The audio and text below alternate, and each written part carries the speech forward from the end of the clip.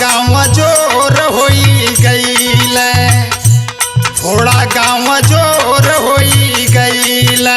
भायल नाम अरुण जी के सोर हो की भोड़ा गाँव जोर होई गईल। भायल नाम अरुण जी के सोर हो की भोड़ा गाँव जोर होई गईल। भायल नाम अरुण जी के सोर हो की भोड़ा गाँव जोर होई गईल। ये लाल कहाँ से चले हैं? जिला जौनपुर तहसील मड़िया हूँ। जिला जौनपुर तहसील मड़िया हूँ। जिला जौनपुर तहसील मड़िया हूँ।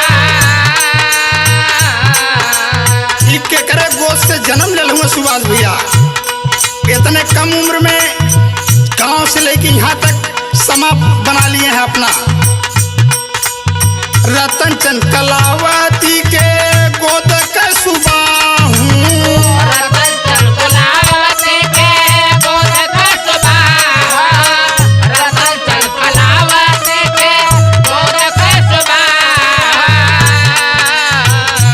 अरे रतन चंद कलावती के गोद का सुबह हूँ की भोड़ा गाँव जोर होई गईल।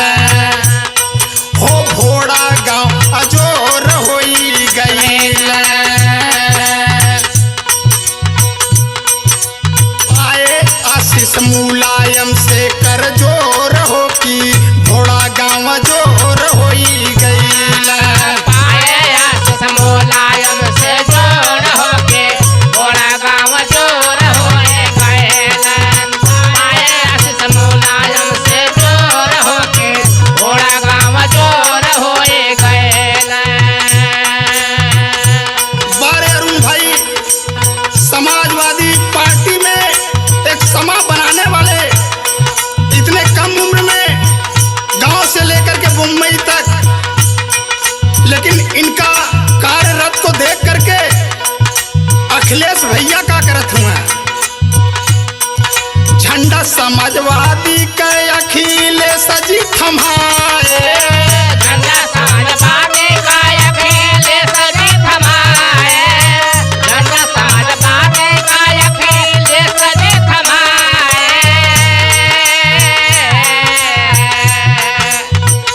ककहरा राजनीति वाला उनको सिखाए। ककहरा राजनीति वाला उनको सिखाए। ककहरा राजनीति वाला उनको सिखाए। अरे ककहरा राजनीति वाला उनको सिखाए कि भोड़ा गाँव जोर होई गईल। भोड़ा गाँव जोर होई। मुंबई में मची गईल शोर हो की भोड़ा गाँव जोर होई गईल। मुंबई में मची गईल शोर होके भोड़ा गाँव जोर होए गईल।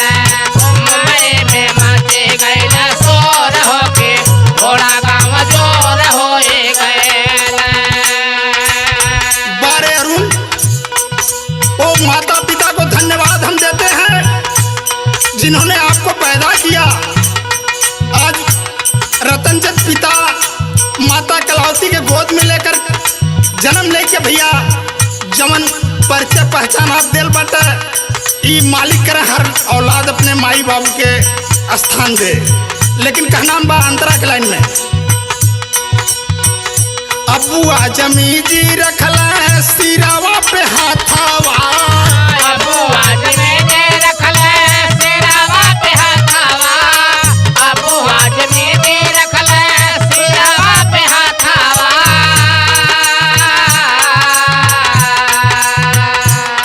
करमठ राजेंद्र जी का मिलल बड़ सथावा। करमठ राजेंद्र जी के मिलल बाट सथावा। करमठ राजेंद्र जी के मिलल बाट सथावा।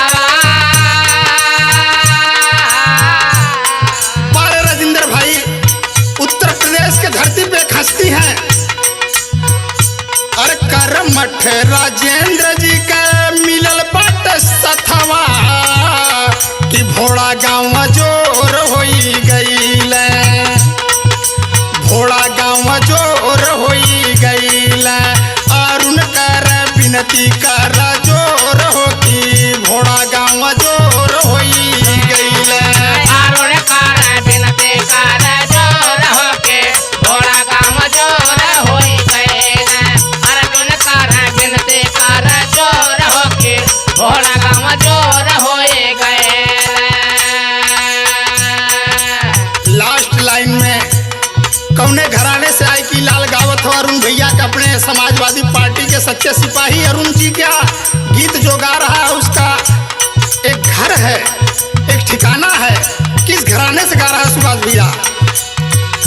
गुरु नटखटारी शंकर भैल सपनावा, गुरु नटखटारी शंकर भैल सपनावा, गुरु नटखटारी शंकर भैल सपनावा।